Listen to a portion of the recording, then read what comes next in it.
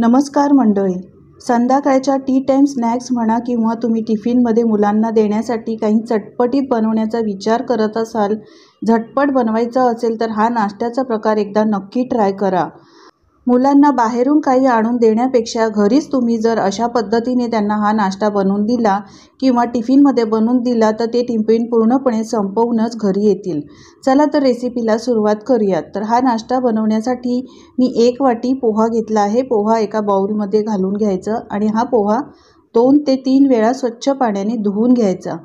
धुवून घेतल्यानंतर यामधील पूर्ण पाणी काढून टाकायचं आहे. संपूर्ण हा पोहा ड्राय करायचा आहे. तर तुम्ही पाहू शकता पूर्ण मी हा पोहा चांगला 2-3 वेळा धुवून घेतला आहे. त्यानंतर पूर्णपणे ड्राय करून घेतलेला आहे. यामध्ये पाणी अजिबात नाही. झाकण ठेवायचं आहे आणि 5 मिनिटं हा पोहा असाच ठेवायचा आहे. तर हे पहा 5 मिनिटातच हा पोहा छान फुलला आहे, नरम झालेला आहे. जास्त वेळ पोहा भिजण्यासाठी लागत नाही. आता इथे एक मी मोठा बटाटा मॅश करून घेतलेला आहे. तुम्ही किसून देखील घेऊ शकतात. 1 वाटी मी उकडलेले हिरवे मटार घेतलेले आहेत. 1 सिमला मिरची बारीक कट करून घेतली आहे. 1 गाजर किसून घ्यायचा आहे आणि 2 हिरव्या मिरच्या मी बारीक चिरून घेतलेल्या आहेत. तुम्ही तिखटाचं प्रमाण तुमच्या हिशोबाप्रमाणे करू शकता. हा नाश्ता चटपटीत बनवण्यासाठी पाव चमचा मी आमचूर पावडर, पाव चमचा चाट मसाला आणि चवीप्रमाणे मीठ घातलेलं आहे. बारीक चिरलेली कोथिंबीर घालून सगळं मिश्रण व्यवस्थित हातानेच एकजीव करून घ्यायचं, म्हणजे सगळे साहित्य व्यवस्थित याला लागले जातात. मंडळी, तुम्हाला जर माझी रेसिपी आवडत असेल तर प्लीज एक लाईक करायला विसरू नका. सगळं साहित्य मी एकजीव केलेलं आहे. मस्त एकजीव झालेलं आहे. थोडंसं सारण हातावर घेऊन याला लाडू बनवतो त्याप्रमाणे लाडू बनवून हातावर असा चपटा करून याला कटलेटचा आकार द्यायचा आहे. तर मस्त आपला पोहा कटलेट तयार झालेला आहे. हे पहा, अशा पद्धतीने बाकीचे कटलेट देखील बनवून घ्यायचे आहेत.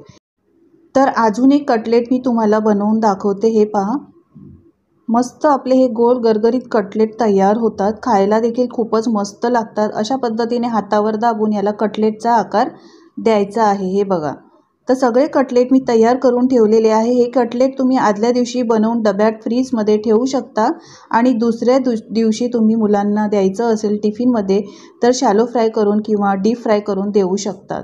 तर आता इथे मी एक बाउल घेतलेला आहे, म्हणजे एक वाटी घ्यायची. त्यामध्ये 2 चमचे कॉर्नफ्लॉवर, चवीप्रमाणे मीठ घालायचं आहे. थोडंसं पाणी घालून याची आपल्याला एक पातळ स्लरी बनवून घ्यायची आहे. कॉर्नफ्लोअर जर तुमच्याकडे नसेल तर तुम्ही इथे तांदळाचं पीठ किंवा गव्हाच्या पिठाचा वापर देखील करू शकता. तर आपली कॉर्नफ्लोअरची स्लरी तयार झालेली आहे. इथे एका प्लेटमध्ये मी कॉर्नफ्लेक्स घेतलेले आहेत. हे कॉर्नफ्लेक्स बाजारात रेडीमेड मिळतात किंवा तुम्ही कॉर्नफ्लेक्स आणून मिक्सरला याची पावडर करून घेऊ शकतात. तुमच्याकडे जर ब्रेड क्रम्स असतील तर त्या ब्रेड क्रम्सचा वापर देखील इथे करू शकतात. आता एक कटलेट घ्यायचा आहे, कॉर्नफ्लोअरच्या स्लरीमध्ये डीप करायचं आहे.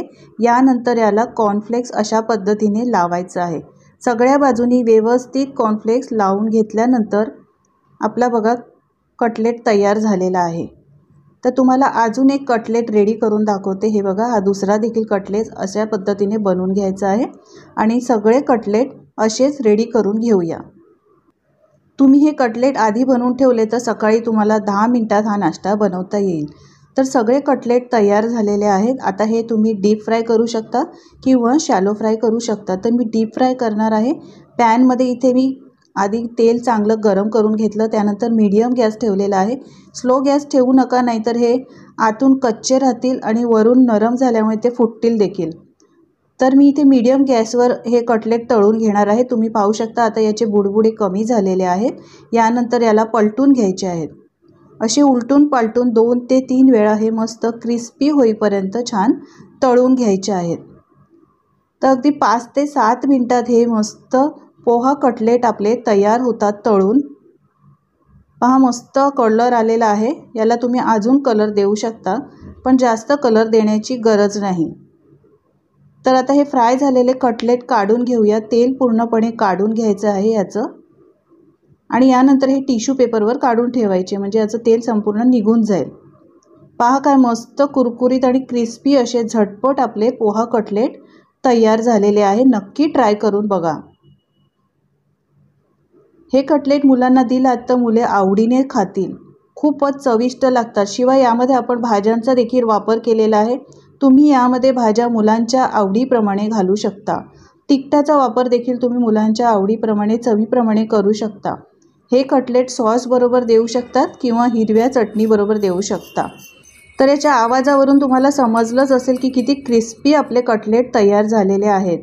तर मंडळी, ही रेसिपी एकदा नक्की ट्राय करून बघा। रेसिपी कशी वाटली कमेंट्स करून सांगायला विसरू नका। आवडली असेल तर लाईक करा, शेअर करा आणि अशाच नवनवीन आणि छानशा रेसिपी पाहण्यासाठी चॅनलला सबस्क्राईब करा। बाजूच्या बेल आयकॉनवर क्लिक करा म्हणजे नवीन व्हिडिओचे नोटिफिकेशन तुम्हाला रेग्युलर मिळत राहतील। पुन्हा भेटूया अशा नवनवीन रेसिपीसोबत। व्हिडिओ पाहिल्याबद्दल धन्यवाद।